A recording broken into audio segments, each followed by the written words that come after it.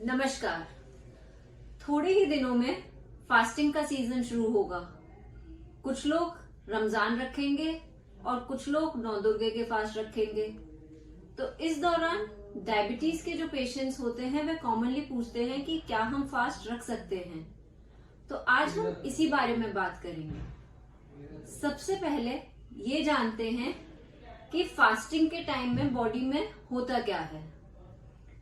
जो भी खाना हम खाते हैं, जो एक्स्ट्रा एनर्जी होती है वह बॉडी में ग्लाइकोजन या फिर फैट की तरह स्टोर हो जाती है और ये स्टोरेज लिवर, मसल्स और पैनक्रियाज में होता है। एंड फास्टिंग के टाइम पर यही एनर्जी शुरू में ग्लाइकोजन टूटता है जो कि एनर्जी देता है एंड लेटर ऑन अगर फास्टिंग कंटिन्यू करें तो फैट सेल्स ब्रेक होके एनर्जी प्रोवाइड करते हैं और ये एनर्जी बॉडी के वेरियस ऑर्गन्स को फंक्शन करने के लिए बहुत जरूरी है। अदरवाइज अगर हम फास्टिंग देखें तो it has got multiple health benefits. But यहाँ प्रश्न ये है कि क्या डायबिटीज के पेशेंट्स फास्ट रख सकते हैं। डायबिटीज में बेसिकली बॉडी में ग्लूकोज और एनर्जी को मैनेज करने की जो कैपेसिटी होती है वो थोड़ा गड़बड़ हो जाती है। मेनली दो टाइप के डायबिटिक पेशेंट्स होते हैं, टाइप 1 एंड टाइप 2। टाइप 1 में इंसुलिन की डेफिशिएंसी रहती है और टाइप 2 डायबिटिक पेशेंट्स में इंसुलिन तो होता है बट वो यूजुअली इंसुलिन रेजिस्टेंस डेवलप हो जाती है।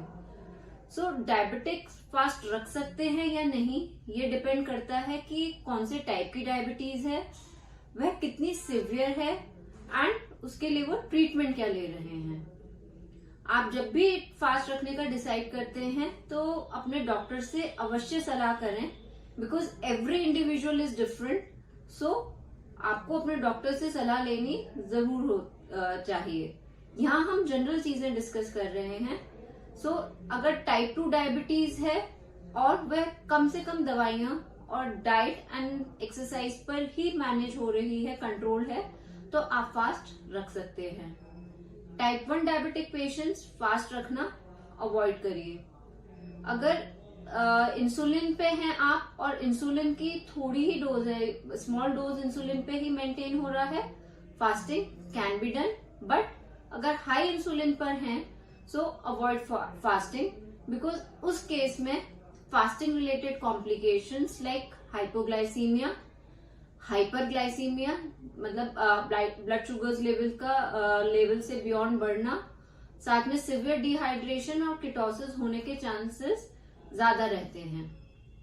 आप अगर दवाइयां सल्फोनिल यूरिया की ग्रुप की दवाइयां जैसे कि ग्लिमेप्राइड या ग्लिक्लाजाइड लेते हैं तो इस केस में भी जरूर अपने डॉक्टर से डिस्कस कर लीजिए। एंड अगर डायबिटीज के साथ कुछ complications like chronic kidney disease है या कुछ लिवर डिजीजेस हैं तो अवॉइड फास्टिंग। या फिर आप प्रेग्नेंट हो या कुछ दिन पहले ही आपको कुछ सीरियस डायबिटीज के कॉम्प्लिकेशंस हुए हैं तो उन केसेस में फास्टिंग को अवॉइड करिए।